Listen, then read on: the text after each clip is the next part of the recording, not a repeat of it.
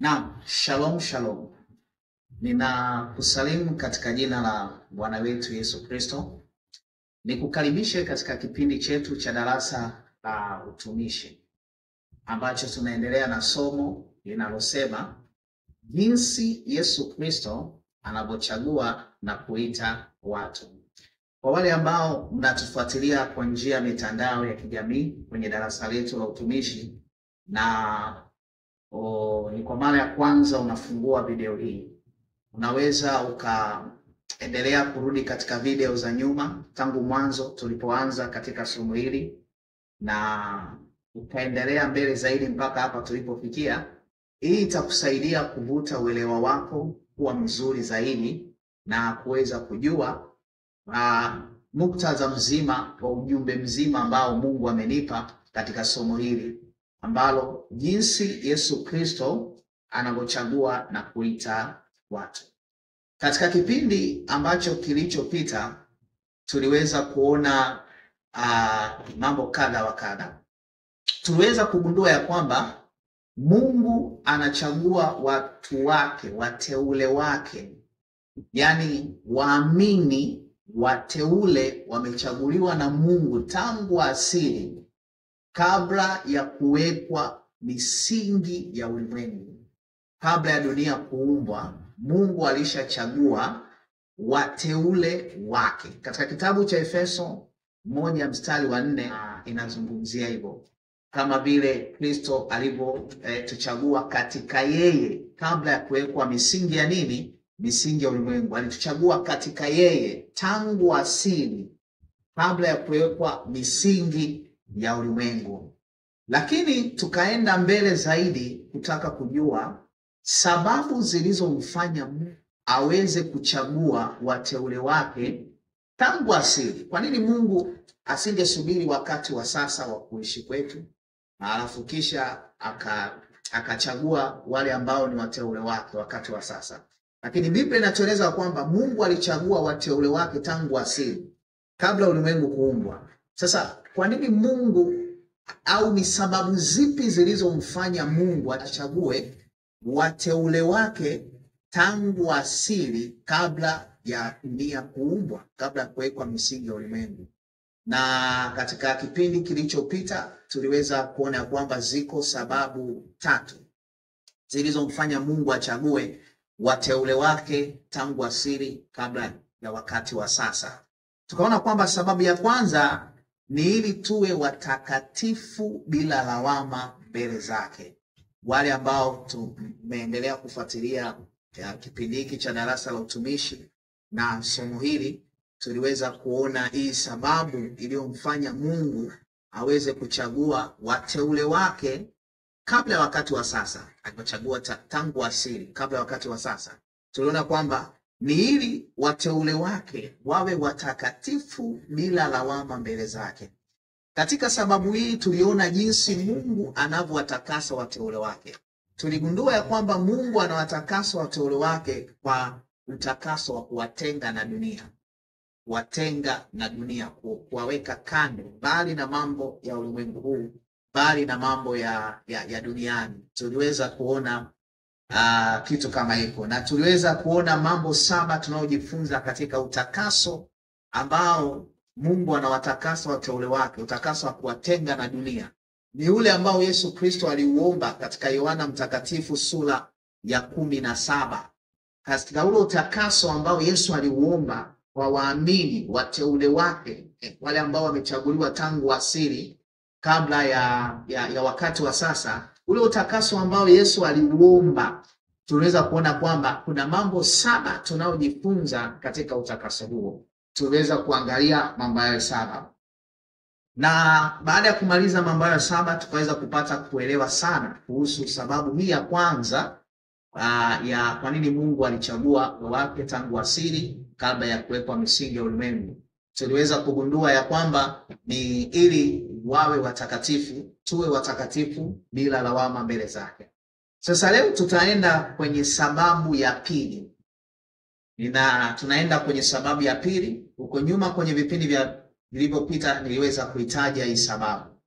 tunaenda kwenye sababu ya pili, kwa nini Mungu alichagua wateule wake, watakatifu wake tangu asili kabla ya wakati wa sasa. Tunagundua ya kwamba sababu ya pili ni ili tuwe wana kwake. Sababu ya pili, Mungu alichagua wateule wake, waamini ambao ni wateule wake. Mungu aliwachagua tangu asili kama inavyosema katika Efeso 1:4, ili tuwe wana kwake, ili tuwe wana kwake, watoto wake tulio katika familia yake. Hiyo ndio sababu iliyomfanya Mungu aweze kuwachagua wateule wake tangu asili. Sasa katika kipindi hiki twende tukaiangalie hii sababu kwa kina sana. Tukaitazame hii sababu ya pili ambayo nimeitaja. Katika mstari wa 5 wa Warumi, twende ukaone, tazama sasa katika mstari wa 5 wa Warumi 8 mstari wa 5. Warumi 8 mstari wa 5, Biblia inasema hivi: kwa maana wale waufuatao mwili huyafikiri mambo ya mwili, bali wao waifuatayo roho huyafikiri mambo ya roho. Katika mstari wa Warumi 5, Warumi mstari wa 5 sura ya 8 inasema hivyo.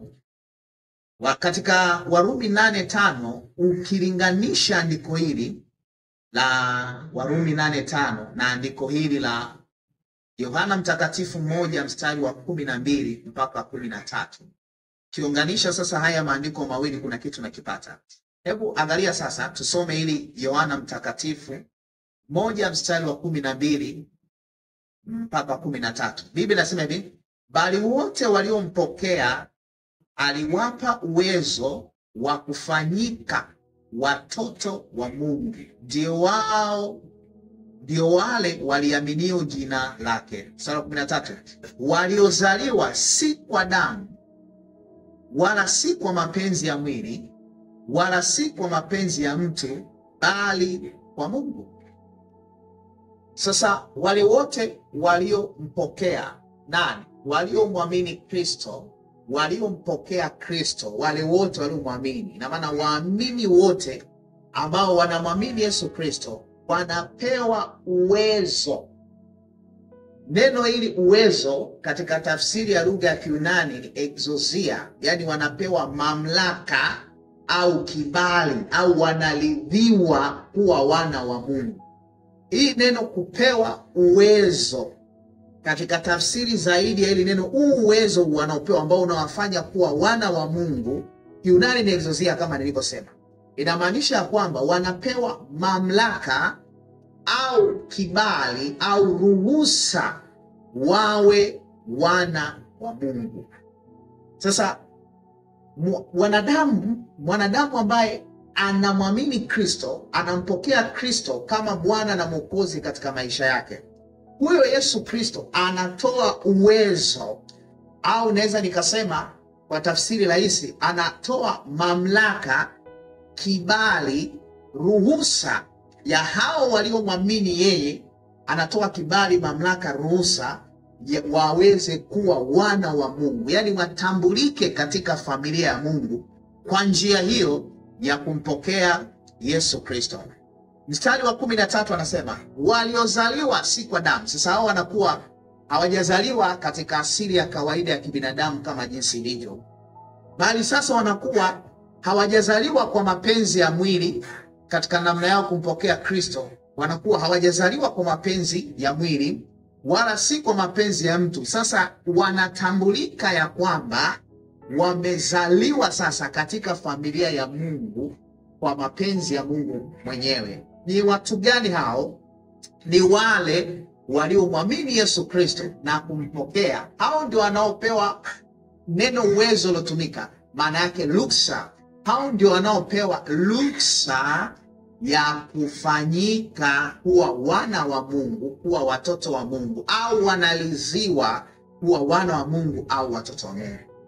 Andiko lingine tunaweza kuliangalia likavuta uelewa zaidi sana, hapo tunaweza kulinganisha na ile ya Warumi 8:5 tuliyosoma. ni katika Warumi 8 mstari wa 15. Sasa Warumi ile yetu 8 sasa katika mstari wa 15. Katika mstari wa 15 tazama sasa andiko hili. Tazama hapo, anasema hivi: kwa kuwa hamkupokea tena roho wa utumwa iletayo hofu, bali mlipokea roho ya kufanywa wana, ambayo kwa hiyo twalia Aba, yani Baba. Sasa wale waliomwamini Yesu Kristo na kumpokea kama Bwana na Mwokozi katika maisha yao, Biblia imesema katika andiko tuliotoka kusoma, tumeona wanapewa uwezo. Uwezo huo ambao wanapewa kumbe ni nani? Ni Roho Mtakatifu. Yule Roho Mtakatifu ambaye wanampokea kwa njia ya kumwamini Kristo, yule Roho Mtakatifu ambao wanampokea sasa, wanapompokea yule Roho Mtakatifu sasa, ndani yao anawafanya wawe wana wa Mungu. Tunaweza kusema kwamba anatoa nguvu au mamlaka au ruhusa ya kuwafanya waweze kuwa wana wa Mungu. Ndio maana katika Warumi 8:15 anasema, kwa kuwa hatukupokea roho ya utumwa iletayo hofu, bali ili bi yake sasa hii, bali mlipokea roho ya kufanywa wana, ambao kwa hiyo twalia Aba, yani Baba kwa Mungu. Kwa hiyo mtu ambaye amemwamini Yesu Kristo akampokea Roho Mtakatifu, huyo Roho Mtakatifu sasa ana kazi ya kufanya ndani ya mwamini, ana kazi ya kumfanya mwamini sasa afanywe kuwa mwana wa Mungu, sasa afanyike kuwa mwana wa Mungu, huyo Roho Mtakatifu. Andiko lingine tutakaloenda kulitazama, tutakalolinganisha na ile andiko letu la kwanza la Warumi 8 mstari wa 5, katika kujua jinsi tunavyofanyika kuwa wana Mungu au kufanyika kuwa wana wa Mungu, ni Wakorintho wa pili 6:17 mpaka 18. Twende tukatazame sasa andiko hili la Wakorintho wa pili 6 mstari wa 17 mpaka 18. Tazama andiko hili sasa tukasome. Anasema hivi: kwa hiyo tokeni kati yao mkatengwe nao, asema Bwana, msiguse kitu kilicho kichafu, nami nitawakaribisha. Mstari wa 18, angalia sasa, ndipo anaposema nitakuwa baba kwenu, nanyi mtakuwa wanangu wa kiume na wa kike. Anawaambia wale sasa ambao wamemwamini Kristo, wamempokea Kristo, wajitenge na wale ambao wasioamini, walio waovu, wajitenge na waovu, wajitakase. Sasa kwa njia hiyo sasa Mungu atakuwa baba yao. Kwa hiyo tunakuja kugundua ya kwamba kuna kitu kinatokea baada ya mtu kumpokea Kristo, kumwamini Yesu Kristo. Tunaona kwamba kumbe Mungu aliweza kuwafanya wateule wake wawe wana, watoto wake katika familia yake kwa njia ya kumwamini Yesu Kristo. Lakini katika Yesu Kristo sasa, yule Roho Mtakatifu tunayempokea baada ya kumwamini Kristo ndiye ana kazi kubwa ya kutufanya sisi kuwa wana wa Mungu. Sasa kuna kitu ambacho ninataka uweze kukijua hapa, ya kwamba katika andiko hili ambalo tumelisoma la Wakorintho wa pili sura ya 6 mstari wa 17 mpaka wa 18, andiko hili linaonyesha kuwa Mungu aliwachagua wateule wake na akawatenga wateule wake ili wawe watoto wake, ili wawe wana kwake.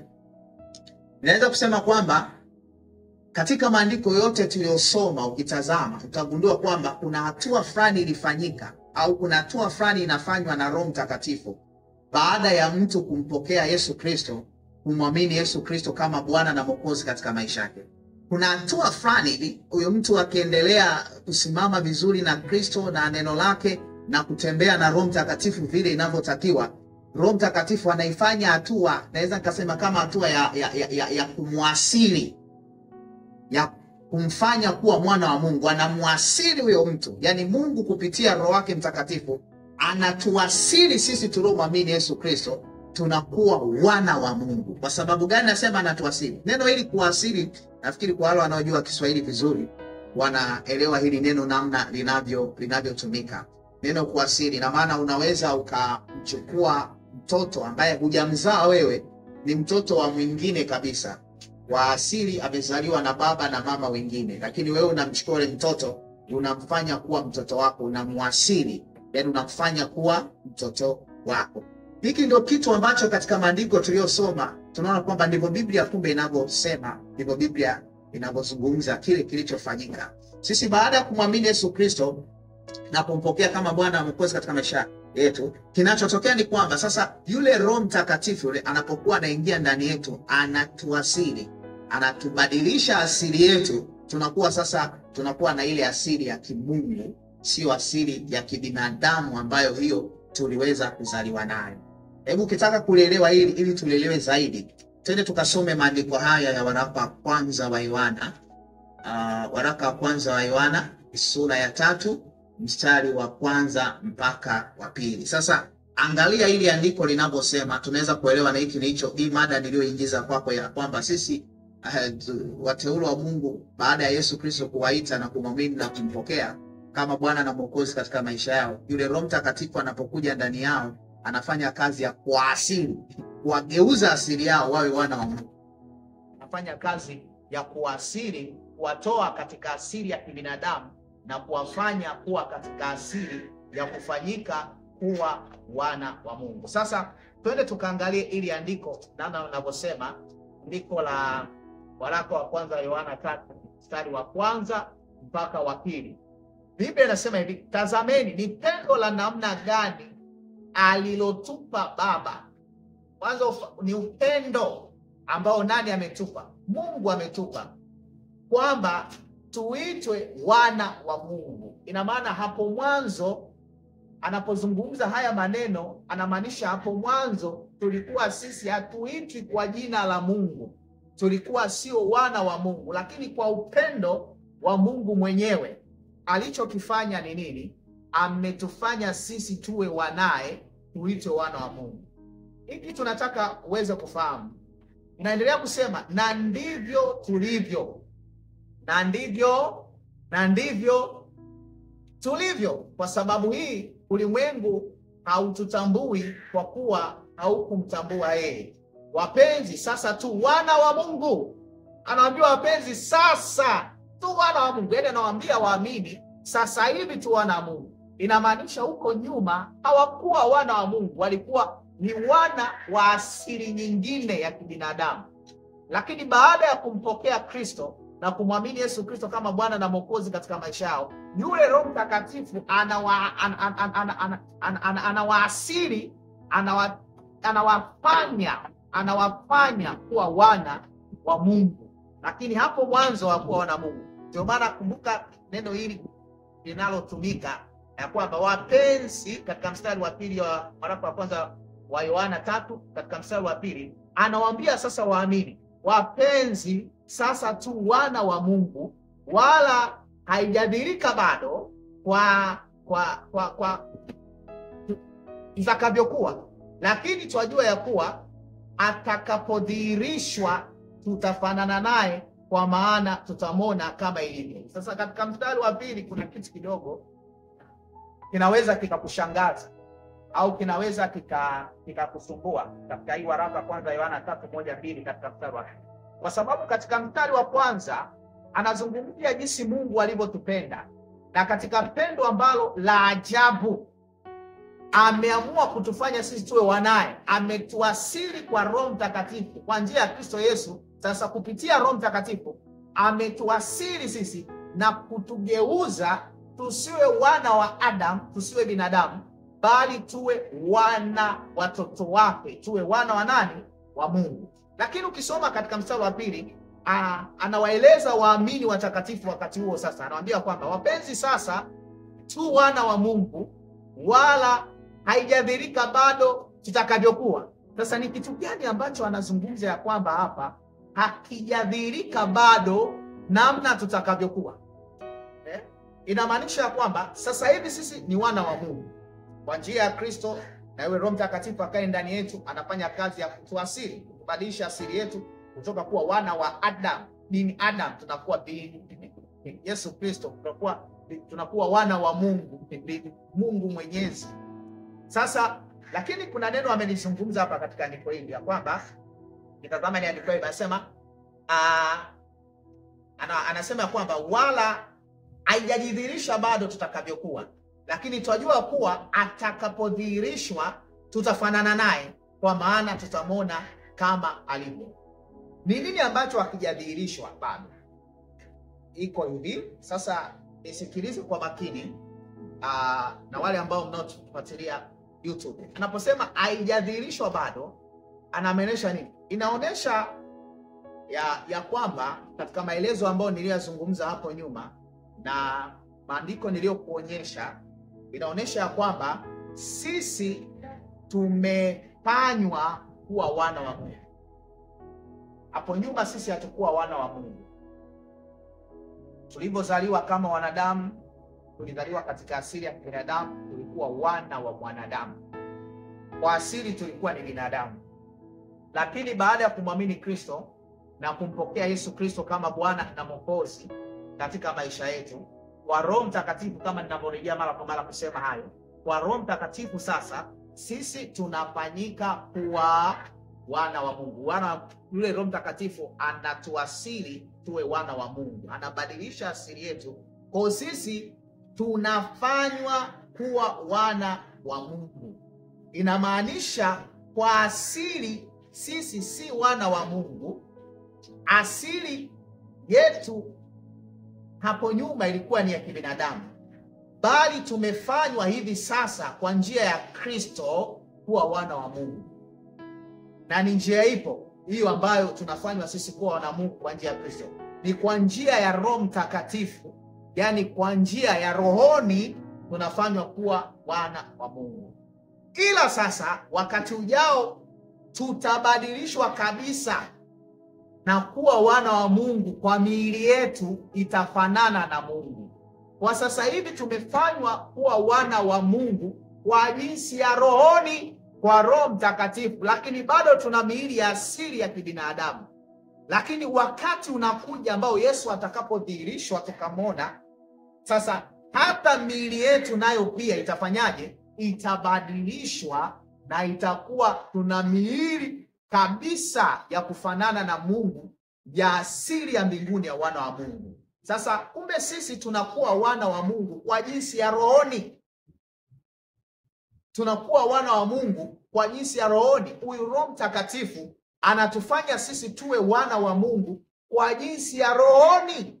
Sisi tuko pamoja. Lakini kwa asili sisi ni wana wa Adamu, ni binadamu. Lakini tunapomwamini Yesu Kristo na kumpokea Roho Mtakatifu na kutembea ndani yake, sasa huyu Roho Mtakatifu anatuasili kwa jinsi ya rohoni kutufanya sisi kuwa wana wa Mungu. Lakini bado tunakuwa na miili ambayo tuliokuwa nayo ni miili ambayo iliyotokana na baba yetu, mama yetu na Adam, miili ya kibinadamu kabisa. Lakini kuna wakati sasa anaposema ya kwamba ile andiko tulotoka kulisoma ya kwamba haijadhihirika bado namna tutakavyokuwa, lakini tunajua wakati Yesu Kristo atakapodhihirishwa tutafanana naye. Inamaanisha kwamba tunachosubiria sasa na kutarajia ni wakati ambao na miili yetu pia itabadilishwa, itakuwa kabisa ni asili ya kimungu, kuanzia rohoni ni wana wa Mungu. Hata katika miili yetu pia itabadilishwa kabisa na kuwa ya namna ya kufanana na Mungu. Nakumbuka wakati tukiwa wadogo, tunaokoka miaka ile, kuna wimbo ambao tulikuwa tunaimba. Nafikiri ulikuwa ni wimbo wa sifa huu. Huo wimbo ulikuwa tunaimba ya kwamba tutabadilishwa tufanane naye. Ina maana tutabadilishwa kwa katika miili yetu itabadilishwa. Lakini rohoni kwa njia ya Kristo tayari tushabadilishwa na tumefanywa kuwa wana wa Mungu.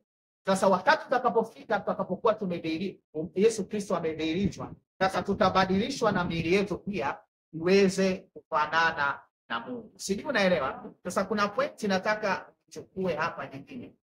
Tunapoingia kutembea rohoni, yani katika roho, tunaingia katika asili yetu ya kuwa wana wa Mungu. Hivyo tunaishi kama Mungu anavyotaka gari tu hapa duniani. Kwa sababu hilo nimesema, ina maana unapoingia kutembea rohoni unatembea katika asili yako ya rohoni ambayo Roho Mtakatifu ameibadilisha kuwa mwana wa Mungu. tunapoingia sasa katika roho, tunapoingia kutembea rohoni, tunapoingia kuongozwa na Roho Mtakatifu, tunapoingia kutawaliwa na Roho Mtakatifu, sasa tunaingia kutembea katika asili yetu ya wana wa Mungu, asili yetu ya Mungu ambao ni ya rohoni, tunapoingia katika roho. Lakini unapokuwa utembei kwa kuongozwa na Roho Mtakatifu, kwa kutawaliwa na Roho Mtakatifu, maana yake utakuwa unatembea mwili, unakuwa umerudi kutembea katika asili yako ya kibinadamu, katika asili yako ya mwilini. Kwa hiyo sasa sisi tunaomwamini Yesu Kristo, sharti ili tuendelee kufanyika kuwa wana Mungu na kuendelea kubaki kuwa katika familia ya Mungu ni pale tutakapoongozwa na Roho Mtakatifu na kututawala na kutembea katika Roho Mtakatifu. Hivyo tunakuwa tunatembea katika asili yetu ambayo kwa ndani Roho Mtakatifu aliweka na kubadilisha. Tunatembea katika asili yetu ya kimungu, asili yetu ya kufanyika kuwa wana wa Mungu. Kwa kumalizia, ninataka usikilize pointi hii kuhusu kuasili huku kwa kimungu ambako Mungu anakufanya kwetu. Tutazame katika Warumi 8 mstari wa 23 inavyosema. Warumi 8 mstari wa 23, Biblia inasema hivi: wala si hivyo tu, ila na sisi wenyewe tulio na malimbuko ya roho, sisi pia tunaugua katika nafsi zetu, tukitazamia kufanywa wana, yani ukombozi wa miili yetu. Paulo anasema ndio kile nilichokisema ya kwamba wakati utakapokuja Yesu atakapodhihirika, sasa na miili yetu itakombolewa na itabadilishwa na itafanana na Mungu. Katika kipindi kijacho nitakwenda kuendelea, taingia ndani zaidi namna Mungu alivyotufanya kuwa wana wa Mungu tangu asili, kabla ya wakati wa sasa, ambao ni sababu ambayo iliyomfanya Mungu aweze kutuchagua sisi kwa teua wateule wake tangu asili, kabla ya wakati wa sasa. Usikose kipindi hiki kinachofuata cha kuendelea katika sababu hii, na Mungu akubariki sana. Ubarikiwe, endelea kuwa pamoja nasi. Amen.